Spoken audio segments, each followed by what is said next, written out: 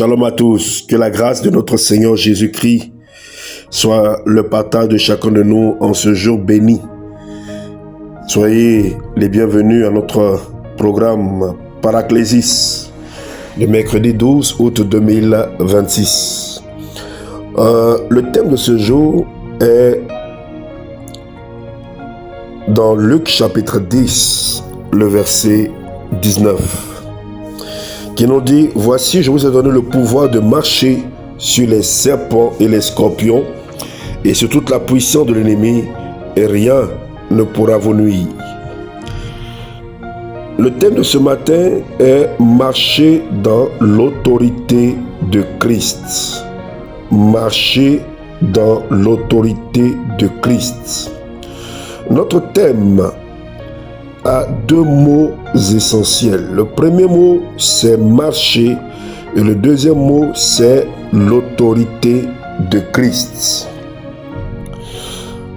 Alors nous allons, pour introduire ce message, définir ces différents mots avant de continuer. Le premier mot, c'est l'autorité. Et dans ce passage, il dit, je vous ai donné le pouvoir. Le pouvoir. L'autorité, ici, c'est un droit légitime. C'est le pouvoir délégué. C'est le pouvoir juridictionnel. Et le mot utilisé est exousia. Exousia. Le pouvoir délégué, un droit légitime en tant qu'enfant de Dieu, et parce que c'est un droit qui est donné à cause de la position que la personne qui le reçoit a. C'est un pouvoir juridictionnel. Le deuxième mot, c'est marcher. Marcher dans l'autorité. Marcher. Le mot qui est utilisé ici pour marcher est peripateo, qui signifie littéralement marcher, se déplacer, aller ça et là.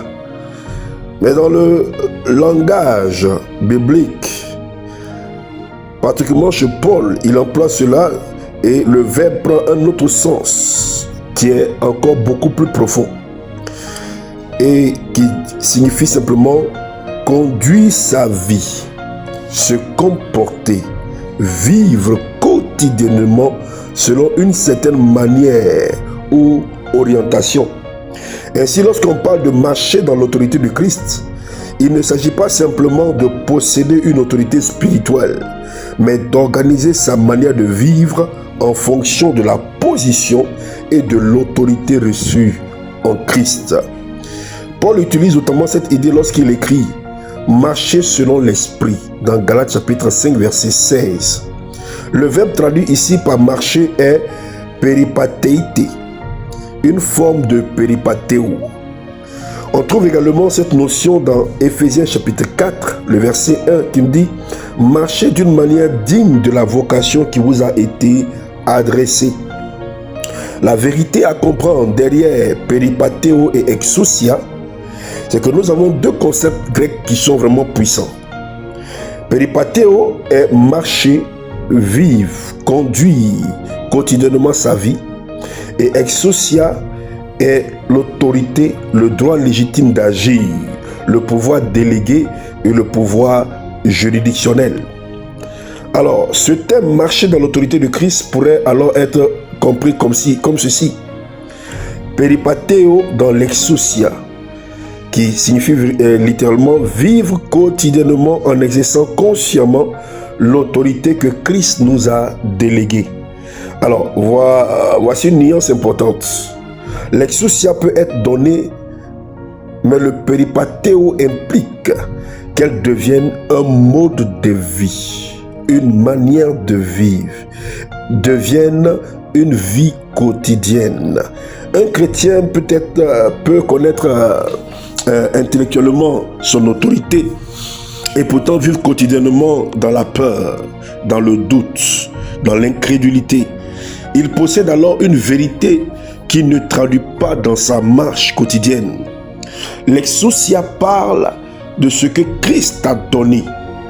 le péripathéo parle de la manière dont tu vis avec ce que Christ t'a donné.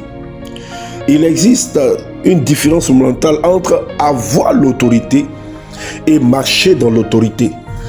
Comprenons ceci, beaucoup de croyants connaissent les promesses de Dieu. Ils connaissent ce que Dieu dit d'eux. Ils connaissent ce que Dieu les a promis. Mais ils vivent comme s'ils étaient encore sans défense. Devant les circonstances, devant la peur, devant l'adversité, devant les sorciers, devant les démons. Dans Luc chapitre 10, verset 19, Jésus ne parle pas à des spectateurs. Il parle à des disciples qu'il envoie ou qu'il a envoyés en mission. Leur autorité ne vient ni de leur personnalité, ni de leur ancienneté spirituelle, ni de leur force personnelle. Elle découle de celui qui les a envoyés. Donc l'autorité spirituelle, ce n'est pas une démonstration d'ego pour montrer que c'est nous qui sommes là, pour montrer comme beaucoup aujourd'hui, on voit chez beaucoup aujourd'hui, qui essaient de prouver qu'ils sont quelque chose. Elle est l'exercice dans la foi et l'obéissance d'un droit reçu de Jésus-Christ. Alors, la première vérité que tu dois comprendre de tout cela, c'est que exousia nous amène à comprendre l'autorité qui nous est déléguée. Comprendre l'autorité qui nous est déléguée. Le terme exousia désigne notamment le droit d'exercer une autorité, une compétence ou une juridiction. Jésus dit, je vous ai donné. Voilà la source de l'autorité chrétienne, Christ. C'est lui qui nous donne l'autorité. Un policier n'arrête pas la circulation parce qu'il est physiquement plus fort que les véhicules. Non. Lorsqu'on regarde dans la circulation routière, dès que le policier siffle, les gens s'arrêtent. Peu importe leur pouvoir, peu importe leur masse musculaire, peu importe la voiture qu'ils conduisent, ils s'arrêtent. Non, il le fait parce que une autorité supérieure lui a conféré un droit légal d'agir. De même, le chrétien disciple de Jésus-Christ ne domine pas les puissances spirituelles par la force humaine, non, mais il agit sous l'autorité de Jésus-Christ. Donc notre autorité légale est déléguée. C'est jamais autonome. Ça ne vient pas de nous-mêmes, mais ça devient d'un pouvoir encore plus élevé. Nous devons comprendre une chose, c'est que l'autorité est toujours déléguée par une autorité supérieure. Ce qui nous envoie à comprendre la deuxième vérité. L'autorité, la deuxième vérité que tu dois comprendre, c'est que l'autorité est différente de la puissance. Luc chapitre 10, verset 19 contient une distinction particulière, forte. Jésus donne à ses disciples l'exousia sur toute la puissance de l'ennemi.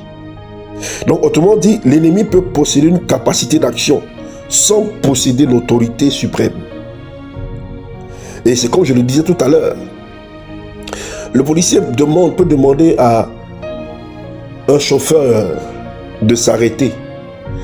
Peut-être physiquement, le chauffeur peut le battre, peut le terrasser.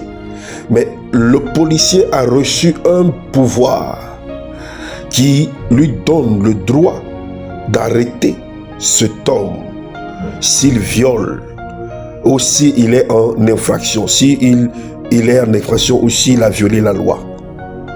C'est pourquoi le croyant ne doit pas mesurer son autorité à la taille de ce qui lui fait face. David n'avait pas besoin d'être plus grand que Goliath.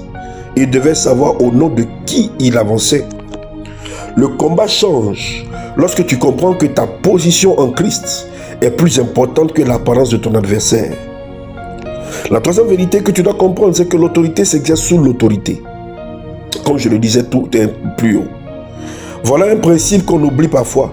On ne peut pas correctement exercer l'autorité de Christ tout en refusant l'autorité de Christ lui-même. Non, tout en refusant d'être soumis ou bien d'être sous son autorité. Jésus dit, si vous m'aimez, gardez mes commandements. Jean 14, 15. L'autorité spirituelle n'est pas une licence permettant de faire ce que nous voulons. Plus nous représentons Christ, plus nous devons nous soumettre à Christ. Plus nous disons travailler pour Christ, plus nous disons exercer pour Christ, plus nous disons œuvrer pour Christ, plus nous devons nous soumettre à Jésus-Christ, celui de qui découle notre pouvoir, notre autorité. Donc l'obéissance, la communion avec Dieu, la sanctification et la connaissance de la parole donnent à l'exercice de cette autorité son cadre vraiment biblique. Celui qui veut commander au nom du roi doit apprendre à obéir au roi. La quatrième vérité, c'est de ne pas confondre autorité et agitation. L'autorité n'est pas dans le volume de la voix. Non, non, non. Jésus pouvait simplement dire « Tais-toi, sors de cet homme ». Marc 1, 25. Et ça, je le dis aussi souvent à ceux avec lesquels je sers le Seigneur et ceux aussi auprès desquels je sers le Seigneur. Ce n'est pas la masse vocale ou l'intensité vocale qui va effrayer le diable, mais c'est l'autorité qui est en toi. Donc l'autorité véritable produit une assurance intérieure.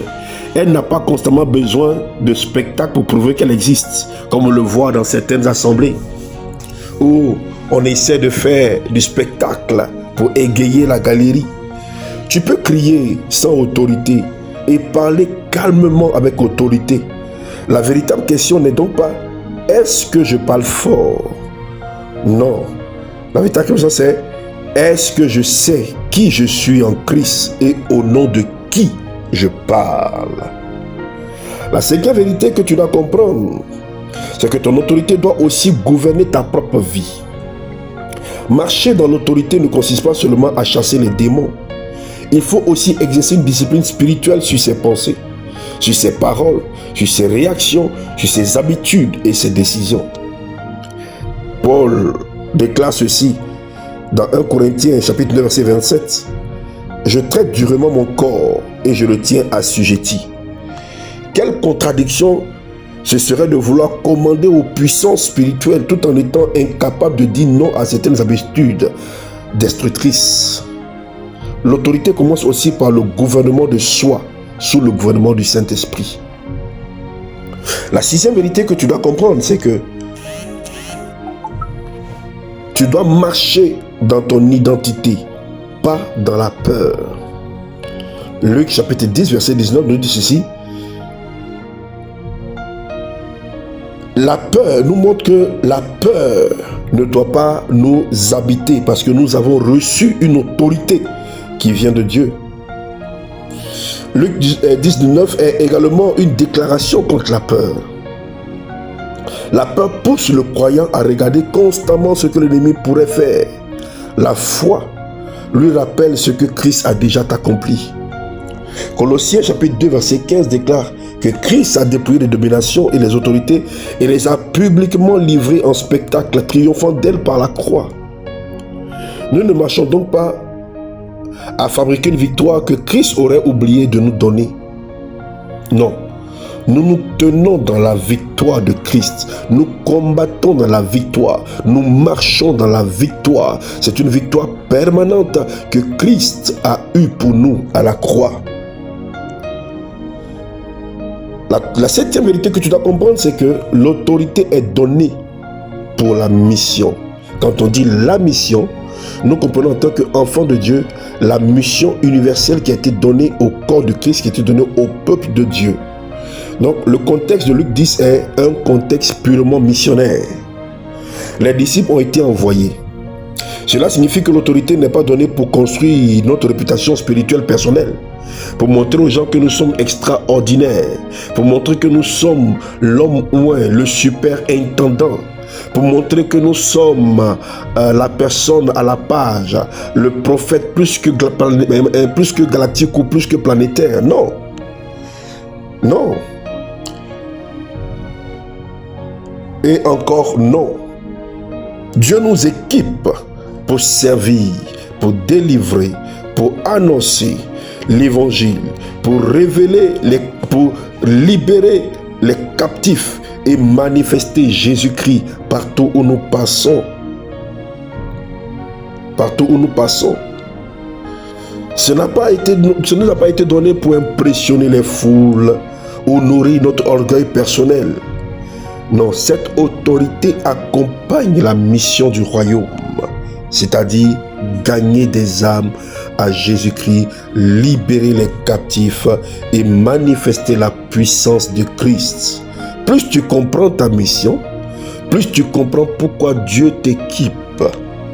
Et malheureusement, beaucoup n'ont pas compris cette vérité et en fin de compte ont perdu la grâce de ce pouvoir et se sont sentis obligés d'aller prendre d'autres pouvoirs, d'aller de père en père, au lieu de se soumettre à Dieu, de se repentir, de s'humilier devant Dieu, afin que le Seigneur leur repositionne dans la position initiale qu'ils avaient. Aujourd'hui, tu dois te dire ceci: je refuse de vivre comme quelqu'un qui n'a aucune autorité spirituelle. Tu dois refuser de vivre comme tel. Il existe des situations devant lesquelles tu dois arrêter de seulement pleurer et commencer à te positionner dans la foi. Ne regarde plus uniquement la montagne, regarde celui qui t'a envoyé. Ne regarde plus seulement Goliath. Souviens-toi de l'alliance que tu as avec ton Dieu. Ne regarde plus seulement l'opposition. Regarde l'autorité de Christ derrière ta mission. Tu n'es pas appelé à vivre constamment. Non, dans l'intimidation. Intimider. Ne te laisse pas intimider parce que Jésus-Christ a déjà vaincu. Non. Mais marche dans la victoire. C'est pourquoi ce matin, j'aimerais t'inviter à faire ces déclarations avec moi. Je marche dans l'autorité de Jésus-Christ à partir de maintenant. Je refuse toute intimidation spirituelle au nom de Jésus. Toute puissance dressée contre ma destinée se soumet à l'autorité de Christ en moi au nom de Jésus. Je ne marche plus sous la domination de la peur. Je reçois l'assurance nécessaire pour accomplir ma mission. Mes pensées et mes décisions sont soumises au gouvernement du Christ. Je marche dans l'obéissance, la sagesse et la puissance. Je refuse de céder le terrain que Christ m'a confié. Je suis envoyé pour manifester le royaume de Dieu. Au nom de Jésus-Christ, je marcherai dans la victoire et j'accomplirai ma mission. Je refuse de céder le terrain que Christ a déjà conquis pour moi. Je marche dans l'autorité que Jésus-Christ m'a donnée à partir d'aujourd'hui et pour toujours au nom de Jésus-Christ. Si tu crois en ce que tu as dit, fais cette prière simple avec moi. Père, au nom de Jésus-Christ, ouvre mes yeux sur l'autorité que j'ai reçue en toi. Délivre-moi de la peur, de l'intimidation et de l'ignorance spirituelle. Apprends-moi à exercer cette autorité avec foi, discernement, humilité et obéissance. Que ma vie soit entièrement soumise à ton gouvernement. Donne-moi l'assurance nécessaire pour affronter ce qui doit être affronté, la sagesse pour discerner mes combats et la puissance du Saint-Esprit pour accomplir ma mission. Je refuse de vivre en dessous de ma position en Christ. Je marcherai désormais dans l'exousia reçu de Jésus-Christ, au nom puissant, précieux et glorieux de Jésus-Christ. Amen. N'oubliez pas, les 70 sont venus eux-mêmes avec un témoignage. Seigneur, les démons même nous sont soumis en ton nom. Luc 10, 17. Et ils avaient découvert quelque chose d'essentiel. L'autorité fonctionnait parce qu'elle était exercée au nom de Jésus. Mais Christ les ramène immédiatement à l'essentiel. Leur plus grande joie ne devait pas être la manifestation de la puissance, mais leur relation avec Dieu et leur appartenance au royaume de Dieu. Luc chapitre 10, verset 20. Donc l'autorité sans identité peut produire l'orgueil. L'identité en Christ permet d'exercer l'autorité avec maturité et humilité. C'est pourquoi si tu as été béni par ce message, abonne-toi si tu n'es pas encore abonné à la page. Active la cloche de notification si tu es sur YouTube et partage ceci à ceux qui sont autour de toi afin de les édifier et de les bénir aussi. Que Dieu te bénisse au nom de Jésus-Christ. Amen et à très bientôt.